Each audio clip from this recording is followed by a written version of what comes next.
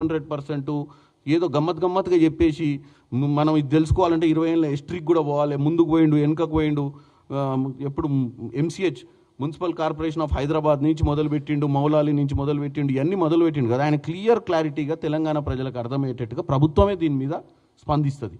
ఈలోపు నేను ఎందుకు చెప్తున్నా అంటే ఈయన పెట్టే ప్రతి ప్రెస్ మీట్ కూడా, ఎందుకంటే ఆయన 50,000 కోట్ల 5 లక్షల కోట్ల టోటల్గా 5 లక్షల కోట్ల స్కామ్ అని చెప్పిండు.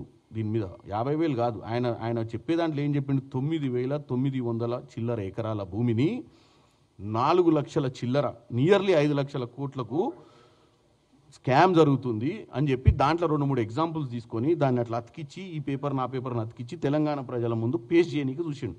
డెఫినెట్గా దీన్ని తేట తెల్లం చేస్తాం.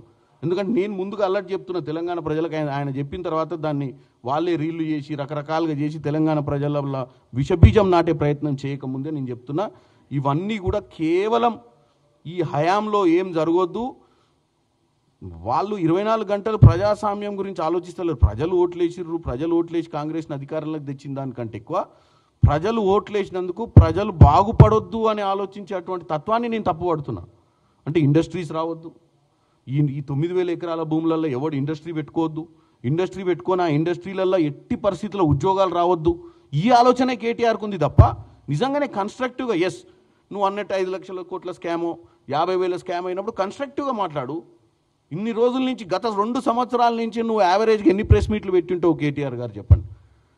100ల కొద్ది ప్రెస్ మీట్లు పెట్టినావు ఈ ప్రభుత్వాన్ని నిందలేయడానికి. మరి నిందలేసినాక కూడా జూబ్లీస్లో ఎందుకు ఓడిపోయినావు? నువ్వే అన్నావు రిఫరెండం అని, రోజు అబ్బాండాలు వేసినావు, రోజు వచ్చి రిఫరెండం ఇది జూబ్లీస్ ఎన్నికలు రిఫరెండం అన్నావు. రిఫరెండం ఏమైంది? ప్రజలు మళ్ళీ కాంగ్రెస్ పార్టీకి పట్టం కట్టిరు. అంటే అర్థమైంది, నువ్వు చెప్పే అన్ని బూటకపు అబద్ధాలు. నువ్వు రోజు పొద్దున్న లేస్తే కాగితాలు పట్టుకొచ్చి ఆడ కూర్చొని గీతలు గీసుకుంటూ ముచ్చట చెప్పేది అంతా కూడా కేవలం నీ విష ప్రచారం అనేది తెలంగాణ ప్రజలు గమనించారు. తప్పులు లేవనెత్తొచ్చు, లేవనెత్తినప్పుడు ఆ తప్పులు కాదా అని చెప్పాల్సిన బాధ్యత కూడా మాదే కదా. తప్పులు ఏలెత్తి చూపియాలంటే అది తప్పై ఉండాలి. తప్పు లేని దాన్ని తప్పుగా చూపించాలని నీ యొక్క మనస్తత్వం ఏందో ప్రజలకు చూపిస్తున్నావు అని నేను కేటీఆర్ని అంటున్నా. నీకు అధికారం కోల్పోయింది, నీకు అధికారం నుంచి దూరంగా ఉండలేవు. నువ్వు రోజు పొద్దున్న లేచి నా అధికారం పోయిందని గమనించి ఇమ్మీడియట్గా అధికారంలోకి రావాలని నీ తాపత్రయం ఇట్లా జరగదు. ఇది పంచవర్ష 5 ఏళ్ళు ఉంటుంది ప్రభుత్వం. నువ్వు ఏ ప్రయత్నం చేసినా 28లో చేయాల్సిందే.